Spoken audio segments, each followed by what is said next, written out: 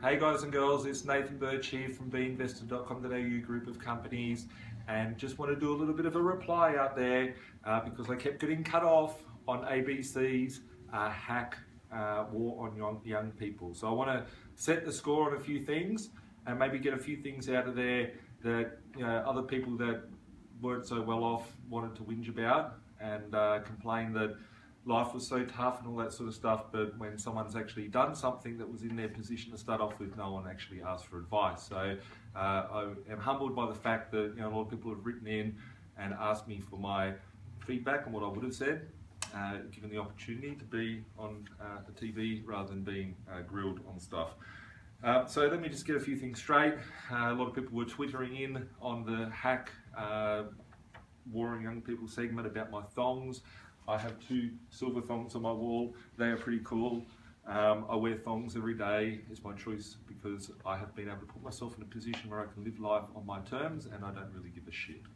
A lot of people are whinging, but they're not actually prepared to do what it takes to get to where they want to be.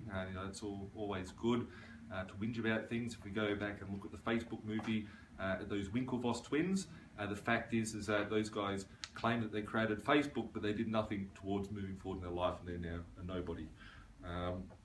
Looking at negative gearing, people have misconception that some greedy landlords and investors out there are buying properties and negative gearing them and claiming such a tax deduction. Let me just tell you, if I owned over 200 properties and they were all negative geared, I would be in some serious trouble because I'd be losing money, and no second, third, fourth or fifth job would be able to help me out. So negative gearing for me sucks dick, in my opinion. It's no good, it's a flawed strategy, and it's a reward for being a loser. I do have some properties that are negative geared, but I buy them with a strategy. Obviously if I buy a large parcel of land or something that's in a big blue chip area or something like that, and I'm seeing growth or I'm able to develop onto, that will be a negative geared property as well, but I don't buy for the purpose that I buy for the purpose of being able to do something else with it. I've got questions out there. A lot of people are whinging that there is a war on young people. To all you people, I'm Gen Y, I'm 31 years old, I have 200 properties, net worth position just in property itself is over $50 million as my portfolio. Debt is on the lighter side of $20 million. Looking at other things that I've got in my life, I've got a large net worth, but I don't talk about that on camera. Where did I start investing? I was a poor kid, grew up in Western Sydney in the Parramatta region of Sydney, and I came from a blue collar working class family. I didn't want to have to go and slave my life away to die one day and not to get to enjoy living life on my terms. So what I did from my own position is I didn't have a privileged lifestyle, I didn't have a privileged family. My family still to this day are very hard working blue collar workers, God bless them, but they are poor. The fact is that I want to do a different route in my life. Reason why we set up the B.Invested group of companies is because I got bored sitting at home doing nothing, retiring from the workforce at the age of 24, and I had a thrill of being able to help other people achieve financial independence by using the same methods of what I've used to get to where I am today. So that's a little bit about myself if you are watching this and don't know my story. The war on mindset, change your attitude, guys. A lot of people are sitting there saying, oh, you can't get a job, you can't do this, you can't do that. Looking at jobs out there, I've never gone and applied for a job when I used to work in the workforce. I had multiple jobs. At all times I had 2 full-time jobs that I was working to save up every cent and budgeting and planning to be able to retire from the workforce at an earlier age. With that, I never actually got a job from an ad. I always went door knocked for jobs and created opportunities for me to go and get a job. But it's funny out there, people are whinging that we're in a country, one of the greatest countries in the world, undersupplied of skilled workers. And people are just complaining that they're not getting their 200 grand a year straight out of university and all that sort of stuff. Congratulations, you got yourself a university degree, there's nothing wrong with that, but you have to fucking start somewhere. So looking at it, I looked on seek.com, not because I wanted a job, but by the fact that I wanted to see how many jobs were out there. There's 140,000 jobs in this country on Seek the other day. Looking at that, from my side of things, how many jobs aren't listed on Seek? I just went to that website for the fun of it. So pull your finger out your ass, guys, and if you don't have a job, go find a job. There's opportunities all out there. You know, I didn't want to employ anyone off the Hack show the other night that was there in the stage because they're just whingers. But you know, here at B.Invested, we're constantly growing, and I'd always encourage you to send over your resume because you don't know what could happen in the future. If you want to send over your resume to B.Invested, I'm not saying we have a position, not saying that we do have positions, but you know, send it over to the team at admin@binvested.com.au, and we may be able to help you out from the job front. What is the war on young people? And just on that note, at B.Invested, I've got a culture here where we're all property investors. So you know, I've got teenagers in my team which own multiple properties. I've got probably 80% of my workforce is Gen Y, just for no specific reason, but the fact is that there's opportunities out there. In my office, I've got lots of staff which have, you know, 6, 7, 8, 9, 10 properties in their portfolio, and that just comes from hard work, determination, a plan and commitment. Looking at the problems that are out there today, in 2016, I saw that there were problems going back in 2003, 2002 as well. I successfully failed every grade between kindergarten and year 12, and I don't think I'd be invited to university, so I had to go and do the hustle, and you know, opportunities will always be there. I find it interesting that, you know, a lot of people here in Australia have the entitlement mentality. They think that they have a right to buy a home. You know, what gives you a right to buy a house? You just want a free house? Good on you. You know, go get fucked. The fact is that opportunities are there. We live in a country which is the youngest country in the world. You look at, you know, New York, for example. New York is you know, a big city. Sydney, Australia as it is one of the youngest countries in the world and the most admirable sort of place that people want to live. So based on that, obviously we're going to have people coming in the country, and it'll be political suicide from whatever government's in to close the doors for people to come in. So we need people to come in to pay their taxes. We're not going to stop that. What is the problem? We have a housing shortage. It's not negative gearing. Negative gearing sucks. People lose money. We need more houses to be produced. We're in a young country. We don't have enough housing. So, you know, without going too political on that front, if you want to see house prices come down, you'd want to vote in Liberal, for the reason being that they are looking at building more properties, more infrastructure, and getting more stuff happening in this country. If you have the change of summer to winter, or winter to summer, like we're in winter at the moment, if we go to summer shortly, jackets and jumpers and sweaters and tracksuit pants will be on sale because there will be too many jumpers out there and not enough people wanting to buy them. The prices will fall, people will buy them just because they are cheap, and that will put the supply and demand. And it's the same with housing. Looking at the position of the economy from that front, if we look at New York, for example, you can get a studio unit there for $2 million. I don't know, I've never been there, but I'm just making it up. I've seen them on TV. The fact is that you don't go to New York and expect to buy a 4-bedroom house in the CBD of the city. We are here in Australia. We are one of the most aspirational countries where people want to live. Of course it's going to be expensive. Come on, it's not, you know, back in the Stone Ages, people want to live here. We've got a fantastic economy, we've got a fantastic place to live. Of course people are driven to be a part of this. Sydney in specific, I travel around the country, speak to lots of people, got lots of clients from all different areas that we help out, you know, build their property portfolios from all different age classes. Based on the front of where we are, I only hear it from Sydney that they're so hard done by, and that's because Sydney is the CBD. It is the doormat to this country, and this is where people are coming, and this is where all the action is. So of course it's going to be more expensive. If you want to go and buy a property, you can go buy a property in Queensland for $200,000, 5 years old, 10 years old, rent for $250, $300 a week. You can go buy in Melbourne for $350,000. You can go buy in Adelaide, you know, for $150,000. You can buy in Sydney still a 2-bedroom unit for $330,000, but people don't want to live in those properties. So it's not an expectation problem. It's an expectation problem. It's not a war on young people. For me, when I first started investing, I couldn't go and buy the dream home that I wanted to live in. I knew it wasn't possible. So what I went out to do is I went and bought a property that I could afford. I wanted to buy in Sydney. I went out to Western Sydney. It was a very not so nice area. Everyone told me I was going to go broke for buying my properties out in Mount Druitt.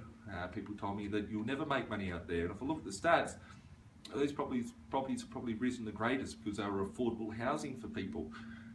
You know, I see it as a privilege being able to provide accommodation for people which can rent the properties because not everyone can buy. The fact of it is there's just too much whinging. Looking at the clientele of investors that we help at B.Invested, probably 80% of them would be between the age of 20 to 40. I've helped out thousands directly, hand holding throughout the process to build their property portfolios. A lot of my clients, you know, can't afford their house to live in, but then they go and build a property portfolio. They rent where they want to live because it's going to be cheaper to rent than what it is to buy, and then they build a property portfolio, buy 2, 3, 4, 5, 6, 7, 8, 9, 10, 15, 20, however many properties they need to buy to actually build themselves a position so they can go and buy the dream home. I hear people saying, for example, you know, a block of land in Kellyville in northwestern Sydney is 400 square metres for like $700,000. You know, if you are smart with your investing, you can go and buy a house and land in northwestern Sydney region for $600,000 to $700,000. But you know, people just like to complain. The fact of it is, just going to go to a few other notes here. There's a note on the Facebook page. One of our investors posted it up a little while ago of the same crap that we're hearing today, and it's the same crap that I heard going back 10, 12 years ago when I bought my first property and told I was going to go broke and I was buying too many properties and I shouldn't have bought them because it's so bad financially, etc., etc., that first home buyers are being locked out of the market. Right, on that post, if you go to the facebook.com/beinvested.com.au page, which is probably where you're watching this live from initially, you will see there's a post there of Bondi being expensive for $110,000. You know, the most expensive suburbs in Sydney are all still at $100,000, $150,000 price range, and people were saying it was too expensive then. Is negative gearing the problem for housing? Look, if negative gearing was abolished, would I complain? I'd probably like it, being greedy, if I wanted to be the greedy hat. I feel that negative gearing being abolished would mean that there would be less investors in the market, there'd be less stock coming in the market, so people wouldn't be selling their properties, and then in turn, there would be more people wanting to rent, less people selling, less investors in the market, less properties being built because the developers won't have the profit to build the properties because the market will stabilise, and that'll mean that I can put my rents up. And you know, sitting there with 200 properties, if I bump my rents up by $200 a week, $100 a week, I'm going to be making a lot more money by doing that. So, you know, happy days for me. But, you know, in reality, what do we need? We need to see more housing being built in the capital cities, more infrastructure being put in, and, you know, more transport being put in to connect people with the city and the jobs and all that sort of stuff. So, if you go to the polls on this Saturday, 2nd of July, make sure that you have a clear plan on what you're going to do to benefit in the future. So I don't believe that scrapping something that was introduced by the Labor Party in the mid-80s, it got scrapped in the late 80s, and what happened then was chaos, and you know, what happened was rents rose. So you know, it's going to be happy days for me if that happens either way. So putting yourself into that position. What else? I'm not privileged, come from a blue collar background. I don't have any reason to be here apart from, you know, helping you guys out, get ahead in your life. A lot of people, yeah, the fear that I see with, you know, I'd like to use the idiot word or something like that. You know, with these people out there that are saying that you can't achieve anything in your life, you know, I hear people whinging throughout time that things can't be possible or excuses. Excuses do not pay the bills, my friends. Excuses don't get you ahead. You know, more people are planning what they're going to do on this weekend, right? How pissed they're going to get. The next Kentucky holiday, the next, you know, Louis Vuitton bag they're going to get, or the whatever, right? Instead of spending your time sitting there and fucking whinging about how bad your life is, why don't you pull your finger out of your ass, get a piece of paper out and work out a plan or a budget and work out exactly where you want to be in your life and what you have to do to get there, because I know a lot of people don't take those steps.